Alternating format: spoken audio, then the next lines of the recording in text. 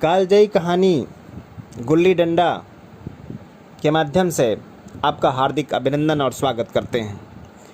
प्रेमचंद जी ने बचपन के रेखा चित्रों को, बचपन के स्वर्णिम दिनों को यहाँ रेखांकित करने का सशक्त प्रयास किया है। हमारे अंग्रेजी ना दोस्त माने या ना माने, मैं तो यही कहूँगा कि गुल्ली डंडा सब खेलों का राजा है। अभी कभी लड़कों को गुल्ली डंडा खेलते देखता हूँ तो जी लोट पोट हो जाता है। इनके साथ जा कर के खेलने लगूं। न लान की ज़रूरत, न कोर्ट की, न नेट की, न थापी की। मज़े से किसी पेड़ की एक टहनी काट ली, गुल्ली बना ली और दो आदमी आ गए तो खेल शुरू हो गया। विलायती खेलों में सबसे बड़ा ऐब है कि उनके सामान महंगे होते हैं। जब तक कम से कम 1 सैकड़ा न खर्च कीजिए, खिलाड़ियों में शुमार हो ही नहीं सकता। यह गुल्ली डंडा है कि बिना हर फिटकरी के रंग चोखा कर देता है। पर हम अंग्रेजी चीज़ों के पीछे ऐसे दीवाने हो रहे हैं कि अपनी सभी चीज़ों से अरुचि हो गई। हमारे स्कूलों में हर एक लड़के से 3-4 रुपये सालाना केवल खेलने की फ़ीस ली जाती है। किसी को यह नहीं सोचता कि भारतीय खेल खिलाएं जो बिना दाम कौड़ी के खेले जाते हैं। अंग्रेज़ी खेल उनके लिए हैं जिनके पास धन है।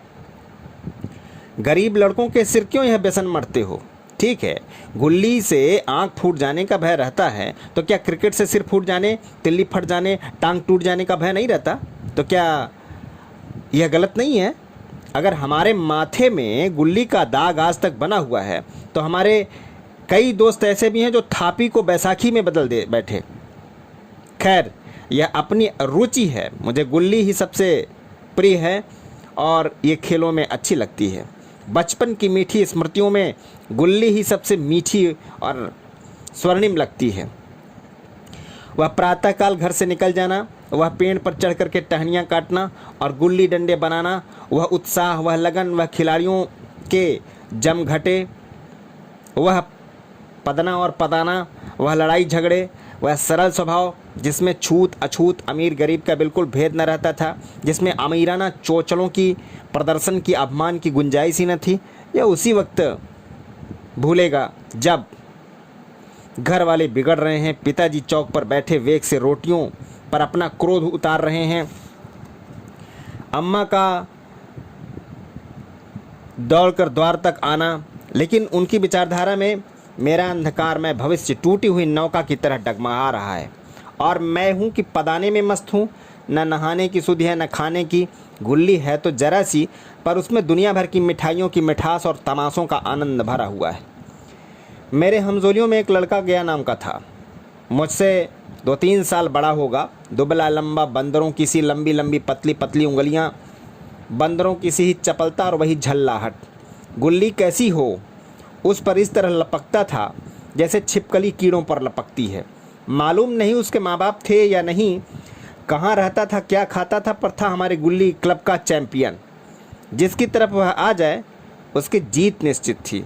हम सब उसे दूर से आते देख उसको दौड़ करके स्वागत करते थे और उसे अपना गोइयाँ बना लेते थे।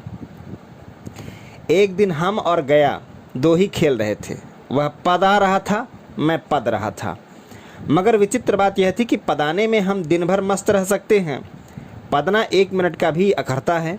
मैंने गला छुड़ाने के लिए सब चालें चली जो ऐसी अवसर पर शास्त्र विहित न होने पर भी क्षम्य है, लेकिन गया अपना दांव लिए बगैर मेरा पिंड न छोड़ता था।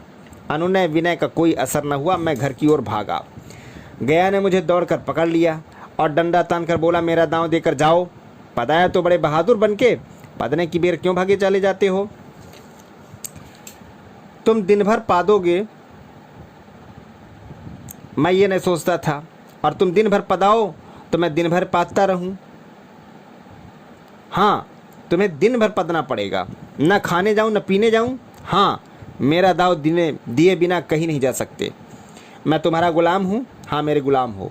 मैं घर जाता हूँ, देखो मेरा क्या कर लेते हो। घर कैसे जाओगे? कोई दिल लगी है? दांव दिया है, दांव लेंगे। अच्छा, कल मैं तुम्हें अमरूद खिलाया था, वह लौटा दो।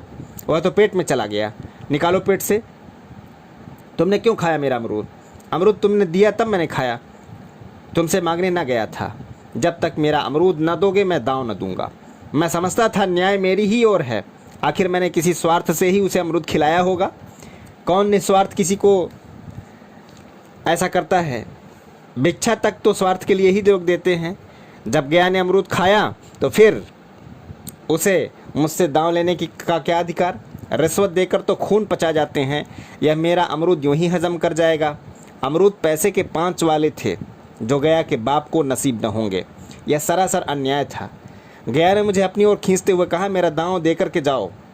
अमरूद समरूद मैं नहीं जानता। मुझे न्याय का बल था। वह अन्याय पर डटा हुआ था। मैं हाथ छुड़ाकर भागना चाहता था, वह मुझे जाने न देता था। मैंने गाली दी, उसने उससे कड़ी गाली दी, और गाली नहीं 2-1 चाटा जमा दिया। मैंने उसे दांत काट लिया। उसने मेरी पीठ पर डंडा जमा दिया। मैं रोने लगा। गया मेरे इस अस्त्र का मुकाबला न कर सका, भागा। मैंने तुरंत आंसू पोंछ डाले, डंडे की चोट भूल गया और हंसता हुआ घर जा पहुंचा। मैं थानेदार का लड़का एक नीच जात के लौंडे के हाथे पिट करके आया। यह मुझे उस समय भी अपमानजनक मालूम हुआ, लेकिन घर में किसी से शिकायत न की।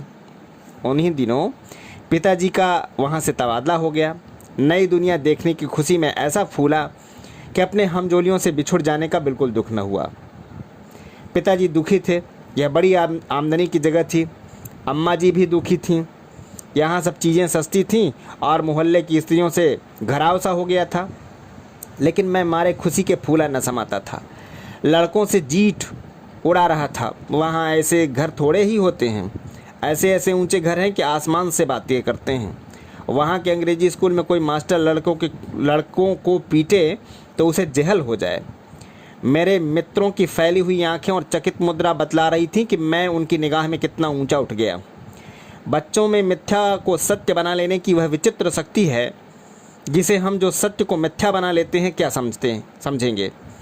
उन बेचारों को मुझसे कितनी स्पर्धा हो रही थी, मानो कह रहे थे कि तुम भाग्यवान हो भाई, जाओ, हमें तो इस उजड़ ग्राम में जीना भी है और मरना भी है। 20 साल गुजर गए। मैंने इंजीनियरिंग पास की और इसी जिले का दौरा करता हुआ उसी कस्बे में पहुंचा और डाक बंगले में ठहरा।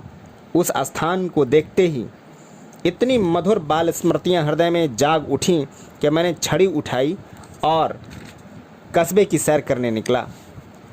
आंखें किसी प्यासे पथिक की बात बचपन के उन क्रीड़ा स्थलों को देखने के लिए व्याकुल हो रही थीं, पर उस परिचित नाम के सिवा वहाँ और कुछ परिचित न था। जहाँ खंडहर था वहाँ पक्के मकान खड़े थे। जहाँ बरगद का पुराना पेड़ था वहाँ अब एक सुंदर बगीचा था। स्थान की काया पलट हो गई थी। अगर उसके नाम और स्थिति का ज्ञान न होता तो मैं इसे पहचान भी न सकता। बचपन के संचित और अमर स्मृतियाँ बाहें खोलें अपने उन पुराने मित्रों से गले मिलने को अधीर हो रही थीं, मगर वह दुनिया बदल गई थी। ऐसा जी होता था कि उस धरती से लिपट करके रोऊं और कहूं कि तुम मुझे भूल गई, मैं तो अब भी तुम्हारा वही रूप देखना चाहता हूँ। सहसा एक खुली हुई जगह में मैंने 2-3 लड़कों को गुल्ली डंडा खेलते देखा। एक क्षण के लिए मैंने अपने को बिल्कुल भूल गया कि मैं एक ऊंचा अफसर हूँ, साहबी ठाट में, रोब और अधिकार के आवरण में। जाकर एक लड़के से पूछा, क्यों बेटे, यहाँ कोई गया नाम का आदमी रहता है? एक लड़के ने गुल्ली डंडा समेटकर सामे हुए स्वर में बोला, कौन गया? गया चमार। मैंने यूं ही कहा, हाँ हाँ वही। गया नाम का कोई आदमी है तो शायद वही हो। हाँ है तो जरा उसे बुला सकते हो? लड़का दौड़ा हुआ गया और एक क्षण में एक 5 हाथ के काले देव को साथ लिए आता दिखाई दिया। मैं दूर से ही पहचान गया। उसकी ओर लपकना चाहता था कि उसके गले लिपट जाऊं, पर कुछ सोच कर रह गया। बोला, कहो गया, मुझे पहचानते हो? गया ने झुककर सलाम किया, हाँ मालिक, भला पहचानूंगा क्यों नहीं। आप मज़े में रहें? बहुत मज़े में। तुम अपनी कहो। डिप्टी साहब का साइस हूँ। मतई, मोहन, दुर्गा यह सब कहाँ हैं? कुछ खबर है? मतई तो मर गया, दुर्गा और मोहन दोनों डाकिये हो गए हैं। और आप? मैं तो ज़िले का इंजीनियर हूँ। सरकार तो पहले ही बड़े ज़हीन थे। आप कभी गुल्ली डंडा खेलते हो? गया ने मेरी ओर प्रश्न की आंखों से देखा। अब गुल्ली डंडा क्या खेलूँगा सरकार, अब तो पेट के धंधे से छुट्टी नहीं मिलती। आओ आज हम तुम खेलें। तुम पदाना, हम पदेंगे। तुम्हारा एक दांव हमारे ऊपर है, वह आज ले लो। गया बड़ी मुश्किल से राजी हुआ। वह 18 टके का मजदूर और मैं एक बड़ा अफसर। हमारा और उसका क्या जोड़। बेचारा झेप रहा था, लेकिन मुझे भी कम झेप न थी। इसलिए नहीं कि मैं गया के साथ खेलने जा रहा था, बल्कि इसलिए कि लोग इस खेल को अजूबा समझ करके इसका तमाशा बना लेंगे और अच्छी खासी भीड़ लग जाएगी। उस भीड़ में वह आनंद कहाँ रहेगा, पर खेले बगैर तो रहा नहीं जाता। आखिर निश्चय हुआ कि दोनों जने बस्ती से दूर जाकर के एकांत में खेलें। वहाँ कौन कोई देखने वाला बैठा होगा। मज़े से खेलेंगे और बचपन की उस मिठाई का खूब रस ले लेकर के खाएंगे। मैं गया को लेकर डाक बंगले पर आया और मोटर में बैठकर दोनों मैदान की ओर चले। साथ में कुल्हाड़ी भी ले ली। मैं गंभीर भाव धारण किए हुए था, लेकिन गया इसे अभी तक मजाक ही समझ रहा था। फिर भी उसके मुख पर उत्सुकता या आनंद का कोई चिन्ह न था। शायद वह हम दोनों में जो अंतर हो गया था, वह सोचने में मगन था। मैंने पूछा, तुम्हें कभी हमारी याद आई थी गया? सच कहना। गया झेंपता हुआ बोला, मैं आपको क्या याद करता हुजूर, किस लायक हूँ। भाग में आपके साथ कुछ दिन खेलना बदा था, नहीं मेरी क्या गिनती। मैंने कुछ उदास होकर कहा, लेकिन मुझे तो बराबर तुम्हारी याद आती थी। तुम्हारा वह डंडा जो तुमने तान कर जमाया था, याद है ना? गया ने पछताते हुए कहा, वह लड़कपन था सरकार, उसकी याद न दिलाओ। वाह, वह मेरे बाल जीवन की सबसे रसीली याद है। तुम्हारे उस डंडे में जो रस था, वह तो अब न आदर सम्मान में पाता हूँ, न धन में। कुछ ऐसी मिठास थी उसमें कि आज तक उससे मन मीठा होता रहता है।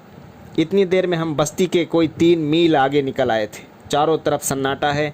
पश्चिम की ओर कोसों तक भीमताल फैला हुआ है, जहाँ आकर हम किसी समय कमल के पुष्प तोड़ ले जाते थे और उसके झुमके बनाकर कानों में डाल लेते थे। जेठ की संध्या केसर में डूब चली आ रही थी। मैं लपक कर एक पेड़ पर चढ़ गया और एक टहनी काट लाया। चटपट गुल्ली डंडा बन गया। खेल शुरू हो गया। मैंने गुच्ची में गुल्ली रखकर उछाली। गुल्ली गया के सामने निकली गई। उसने हाथ लपकाया जैसे मछली पकड़ रहा हो। गुल्ली उसके पीछे जाकर गिरी। यह वही गया है जिसके हाथों में गुल्ली जैसे आप ही आप जाकर बैठ जाती थी। वह दाहिने बाएं कहीं हो, गुल्ली उसके हथेलिये में जा पहुंचती थी, जैसे गुल्लियों पर उसका वशीकरण हो। नई गुल्ली, पुरानी गुल्ली, छोटी गुल्ली, बड़ी गुल्ली, नोकदार गुल्ली, सपाट गुल्ली, सभी उससे मिल जाती थीं। जैसे उसके हाथों में कोई चुंबक हो जो गुल्लियों को खींच लेता हो। लेकिन आज गुल्ली ने उससे प्रेम नहीं किया। फिर तो मैंने पदाना शुरू किया। मैं तरह तरह की धांधलियाँ कर रहा था। अभ्यास की कसर बेईमानी से पूरी कर रहा था। हुच जाने पर भी डंडा खेले जाता था। हालांकि शास्त्र के अनुसार गया की बारी आनी चाहिए थी। गुल्ली पर जब ओछी चोट पड़ती है और वह जाकर के दूर गिर पड़ती है, तो मैं झटपट उसे खुद उठा लेता और 2 बार टांग लगाया करता। गया यह सारी बेकदरियाँ देख रहा था, पर कुछ न बोलता, जैसे उसे वह सब कायदे कानून भूल गए। उसका निशाना कितना अचूक था। गुल्ली उसके हाथ से निकट कर टन से डंडे में आकर लगती थी। उसके हाथ से छूट करके उसका काम था डंडे से टकरा जाना। लेकिन आज वह गुल्ली डंडे में लगती ही नहीं थी। कभी दाहिने जाती, कभी बाएं, कभी आगे, कभी पीछे। आध घंटे पदाने के बाद एक बार गुल्ली डंडे में आ लगी। मैंने धांधली की, गुल्ली डंडे में नहीं लगी। बिल्कुल पास से ले गई, लेकिन नहीं लगी। गया ने किसी प्रकार का असंतोष न प्रकट किया। न लगी होगी, डंडे में लगती तो क्या मैं बेईमानी करता? नहीं भैया, तुम भला बेईमानी करोगे? बचपन में मजाल था कि मैं ऐसा घपला करके जीता बचता। यही गया गर्दन पर चढ़ बैठता। लेकिन आज मैं उससे कितनी आसानी से धोखा दिए चला जाता था। गधा है, सारी बातें भूल गया। सहसा गुल्ली फिर डंडे में लगी और इतनी जोर से लगी जैसे बंदूक छूटी हो। इस प्रमाण के सामने अब किसी तरह की धांधली करने का साहस मुझे इस वक्त भी न हो सका। लेकिन क्यों न एक बार सच को झूठ बनाने की चेष्टा करूं। मेरा हरज ही क्या है? मान गया तो वाह वाह, नहीं तो 2-4 हाथ पदना ही तो पड़ेगा। अंधेरे का बहाना करके जल्दी से गला छुड़ा लूँगा, फिर कौन दाव देने आता है। गया ने विजय के उल्लास में कहा, लग गई लग गई। टन से बोली। मैंने अनजान बनने की चेष्टा करके कहा, तुम लगते देखा? मैंने तो नहीं देखा। टन से बोली है सरकार, और जो किसी ईंट में लग गई हो। मेरे मुख से यह वाक्य उस समय कैसे निकला, इसका मुझे खुद आश्चर्य है। इस सत्य को झुठलाना वैसे ही था जैसे दिन को रात बताना। हम दोनों ने गुल्ली को डंडे से जोर से लगते देखा, लेकिन गया ने मेरे कथन स्वीकार कर लिया। हाँ, किसी ईंट में ही लगी होगी, डंडे में लगती तो इतनी आवाज़ न आती। मैंने फिर पदाना शुरू किया, लेकिन इतनी अप्रत्यक्ष धांधली कर लेने के बाद गया की सरलता पर मुझे दया आने लगी। इसलिए जब तीसरी बार गुल्ली डंडे में लगी तो मैंने बड़ी उदारता से दांव देना तय कर दिया। गया ने कहा, अब तो अंधेरा हो गया है भैया, कल पर रखो। मैंने सोचा कल बहुत सा समय होगा, यहाँ जाने कितनी देर पदाए, इसलिए इसी वक्त मामला साफ कर लेना अच्छा होगा। नहीं नहीं, अभी बहुत उजाला है, तुम अपना दांव ले लो, गुल्ली सूझेगी नहीं, कुछ परवाह नहीं है। गया ने पदाना शुरू किया, पर उसे अब बिल्कुल अभ्यास न था। उसने 2 बार टाण लगाने का इरादा किया, पर दोनों ही बार हुच गया। 1 मिनट से कम में वह दाव पूरा कर चुका। बेचारा घंटा भर पदा, पर 1 मिनट ही में अपना दांव खो बैठा। मैंने अपने हृदय की विशालता का परिचय दिया। 1 दांव और खेल लो, तुम पहले ही हाथ से में हुच गए। नहीं भैया, अब अंधेरा हो गया, तुम्हारा अभ्यास छूट गया। क्या कभी खेलते नहीं? खेलने का समय कहाँ मिलता भैया। हम दोनों मोटर पर जा बैठे। चिराग जलते जलते पड़ाव पर पहुँच गए। गया चलते चलते बोला, कल यहाँ गुल्ली डंडा होगा, सभी पुरानी खिलाड़ी खेलेंगे, आप भी आओगे? जब आपको फुर्सत हो तभी खिलाड़ियों को बुलाऊं। मैंने कल शाम का समय दिया और दूसरे दिन मैच देखने आया। कोई 10 आदमियों की मंडली थी। कई मेरे लड़कपन के साथी निकले। अधिकांश युवक थे जिन्हें मैं पहचान न सका था। खेल शुरू हुआ। मैं मोटर पर बैठा बैठा तमाशा देखने लगा। आज गया का खेल, उसका वह नैपुण्य देखकर मैं चकित हो गया। टाण लगाता तो गुल्ली आसमान से बातें करती। कल किसी वह झिझक, वह हिचकिचाहट, वह बेदिली आज न थी। लड़कपन में जो बात थी आज उसने प्रौढ़ता प्राप्त कर ली थी। कहीं कल उसने मुझे इस तरह पदाया होता तो मैं ज़रूर रोने लगता। उसके डंडे की चोट खाकर गुल्ली 200 गज की खबर लाती थी। पदने वालों में एक युवक ने धांधली की। उसने अपने विचार से गुल्ली लोक ली थी। गया का कहना था कि गुल्ली जमीन से लगकर उछली थी। इस पर दोनों में ताल ठोंकने की नौबत आई। युवक दब गया। गया का तमतमाया हुआ चेहरा देख करके डर गया। अगर वह दब न जाता तो जरूर मारपीट हो जाती। मैं खेल में न था, पर दूसरों के इस खेल में मुझे वही लड़कपन का आनंद आ रहा था जब हम सब कुछ भूल कर खेल में मस्त हो जाते थे। अब मुझे मालूम हुआ कि कल गया ने मेरे हाथ खेला नहीं, केवल खेलने का बहाना किया। उसने मुझे दया का पात्र समझा। मैंने धांधली की, बेईमानियाँ की, पर उसे जरा भी क्रोध न आया, इसलिए कि वह खेल ना रहा था, मुझे खिला रहा था, मेरा मान रख रहा था। वह मुझे पदाकर मेरा कचूमर नहीं निकालना चाहता था। मैं अब अफसर हूँ या अफसरी मेरी और उसके बीच में दीवार बन गई है। अब मैं उसका लिहाज पा सकता हूँ, अदब पा सकता हूँ, साहचर्य नहीं पा सकता। लड़कपन था तब मैं उसका समकक्ष था, हम में कोई भेद न था। यह पद पाकर अब मैं केवल उसकी दया के योग्य हूँ। वह मुझे अपना जोड़ नहीं समझता, वह बड़ा योग्य हो गया है, मैं छोटा हो गया हूँ। जय हिंद, वंदे मातरम।